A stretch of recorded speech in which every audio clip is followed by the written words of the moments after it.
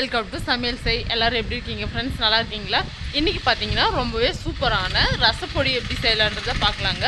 அந்த ரசப்பொடியை வச்சு ரசம் எப்படி செய்யலான்றதை பார்க்கலாங்க. ரசம் பார்த்திங்கன்னா ரொம்பவே சிம்பிளாக செய்யலாங்க, ஆனால் ரொம்ப ரொம்ப டேஸ்ட்டாக இருக்குங்க. எந்த ஹெவியான ஃபுட் சாப்பிட்டுட்டும் ரசம் கொஞ்சமாக சாப்பிட்டா தான் அந்த திருப்தியாக இருக்குங்க. இப்போ வாங்க ரொம்பவே டேஸ்ட்டான கம்மக்குன்னு ரசம் எப்படி செய்யலான்றதை பார்க்கலாங்க. ஃபஸ்ட்டு ரசப்பொடி செஞ்சுட்டு அந்த பொடியை வச்சு ரசம் செய்யலாம். ரசப்பொடி செய்கிறதுக்கு பார்த்திங்கன்னா 2 டேபிள் ஸ்பூன் அளவுக்கு துவரம்பருப்பு, 1 டேபிள் ஸ்பூன் அளவுக்கு முழு மல்லியை சேர்த்துக்கலாங்க. அதே 2 டேபிள் ஸ்பூன் அளவுக்கு சீரகம், 1 டேபிள் ஸ்பூன் அளவுக்கு மிளகு சேர்த்துக்கலாம். இது கூடவே பார்த்திங்கன்னா 1/2 டேபிள் ஸ்பூன் அளவுக்கு வெந்தயம் சேர்த்துக்கிறாங்க. கருவேப்பிலை சேர்த்துக்கலாம். கூடவே காரத்துக்கு பார்த்திங்கன்னா 4 காஞ்ச மிளகாய் சேர்த்துக்கலாங்க. அந்த வர மிளகாய் ஒரு 4லேருந்து 5 காஷ்மீர் மிளகாய் சேர்த்துக்கலாங்க. சேர்த்துட்டு இதெல்லாம் பார்த்திங்கன்னா ட்ரை ரோஸ்ட் பண்ணிக்கலாம். எண்ணெயெல்லாம் சேர்க்காம நல்லா மொறுன்னு வறுத்து எடுத்துக்கலாங்க. இது வறுக்கும் போதே பார்த்திங்கன்னா ரசம் ஸ்மெல் ரொம்பவே நல்லாயிருக்குங்க. இந்த அளவுக்கு கலர் மாதிரி வறுத்ததுக்கு அப்புறமா கருவேப்பிலை எடுத்து இது போல் க்ரஷ் பண்ணி பாருங்கள். நல்லா மொறுப்பாக வந்திருக்கணும். இதுக்கப்புறமா 1 டேபிள் ஸ்பூன் அளவுக்கு பெருங்காயம் சேர்த்துக்கலாங்க. இந்த ஸ்டேஜில் மஞ்சள் பொடி சேர்த்துக்கிறது இருந்தால் சேர்த்துக்கோங்க. நான் சேர்க்கல. ரசம் பொடி செஞ்சுட்டு ரசம் செய்யும்போது மட்டும் நான் கொஞ்சமாக சேர்த்துக்கிறேங்க. இது ஆறுனதுக்கு அப்புறமா மிக்ஸி ஜாரில் போட்டுட்டு இந்த அளவுக்கு நல்லா நைஸாக அரைச்சதுக்கப்புறமா இப்போ வாங்க ரசம் எப்படி செய்கிறது அப்படின்றத பார்க்கலாங்க. இது பார்த்திங்கன்னா ஒரு ஏர்டைட் கண்டெய்னரில் போட்டு ஸ்டோர் பண்ணி வச்சுக்கலாங்க. ரொம்பவே நல்லாயிருக்கும்.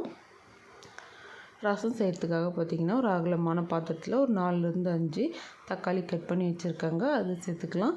இதுக்கப்புறமா குட்டி லெமன் சைஸ் புளி, கொஞ்சமாக கருவேப்பிலை சேர்த்துக்கலாங்க. அதுக்கப்புறமா கொஞ்சமாக கொத்தமல்லியும் சேர்த்துக்கலாம். இதுக்கப்புறமா இடித்து வச்சுருக்கிற பூண்டில் கொஞ்சமாக எடுத்து சேர்த்துக்கிறாங்க. இதை தான் சேர்த்து கரைக்கும் போது பார்த்திங்கன்னா உப்பும் கொஞ்சம் சேர்த்துக்கலாங்க. கொஞ்சமாக சேர்த்தா போதும். இதுக்கப்புறமா தண்ணி சேர்த்துக்கலாம். ரசம் எந்த அளவுக்கு தேவையோ அந்த அளவுக்கு தண்ணி சேர்த்துக்கோங்க. ரொம்ப தண்ணி மாதிரி வைக்காமல் கொஞ்சம் திக்காக வச்சா ரொம்பவே நல்லாயிருக்கும். ரசத்தை பார்த்திங்கன்னா கை வச்சு நல்லா கரைச்சி எடுத்துக்கலாம். இது போல் நல்லா கரைச்சிட்டு ரசம் செய்யும்போது பார்த்திங்கன்னா டேஸ்ட் ரொம்பவே நல்லாயிருக்குங்க. அரைச்சி செய்யறதை விட இது போல் கரைச்சி செஞ்சு பாருங்கள், ரொம்ப டேஸ்ட்டாக இருக்கும். இந்த அளவுக்கு நல்லா நைஸாக கரைச்சதுக்கப்புறமா இப்போ ரசம் தாளித்து எடுத்துக்கலாம். அதுக்கு பார்த்திங்கன்னா ஒரு கடாயில் எண்ணெய் சேர்த்துக்கிறாங்க. எண்ணெய் நல்லா சூடானதுக்கப்புறமா கொஞ்சமாக கடுகு சேர்த்துக்கிறேன்.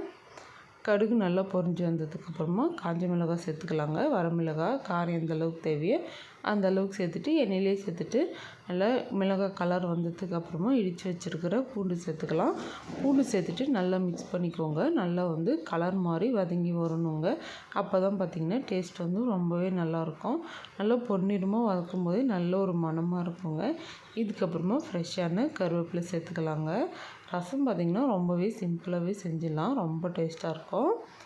இதுக்கப்புறமா சேர்த்துக்கிறேன். சேர்த்துட்டு நல்லா வதக்கிக்கோங்க. எண்ணெயிலே நல்லா வதங்கட்டுங்க.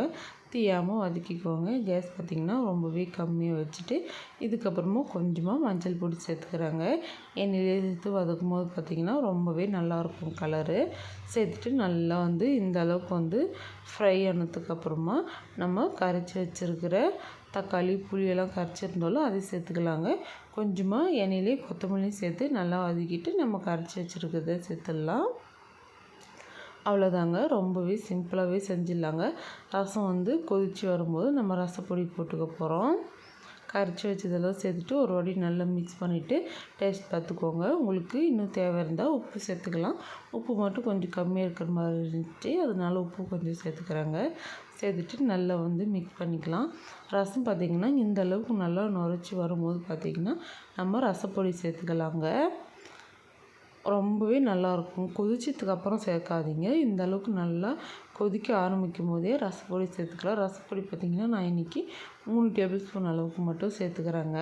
ரொம்பவே நல்லாயிருக்குங்க. அந்த ரசப்பொடி நம்ம வீட்டிலே செஞ்சு செய்கிறதுனால ரொம்ப டேஸ்ட்டாக இருக்கும். கடையில் வாங்கி செய்கிறத விட இது போல் ஃப்ரெஷ்ஷாக வீட்டிலே செஞ்சு ரசம் செய்யும்போது அதோட டேஸ்ட்டே வேறு லெவலில் இருக்கும். ரசப்பொடி சேர்த்துட்டு நல்லா மிக்ஸ் பண்ணிக்கோங்க. நல்லா கொதித்து வரட்டுங்க. ரசத்துக்கு பார்த்திங்கன்னா சுட சுட சாதமும் வச்சுட்டாங்க. கூடவே சுண்டக்காய் ஃப்ரையும் செஞ்சுருக்கேன். ரொம்ப டேஸ்ட்டாக இருக்குங்க. ரசம் பார்த்திங்கன்னா இந்த அளவுக்கு நல்லா நுரைச்சி கொதித்து வரும்போது ரொம்ப சலசலன்னு கொதிக்கக்கூடாதுங்க. இந்த அளவுக்கு கொதித்து வந்தாலே போதும். இதுக்கப்புறமா நம்ம கட் பண்ணி வச்சுருக்கிற கொத்தமல்லி சேர்த்துக்க போகிறோம்.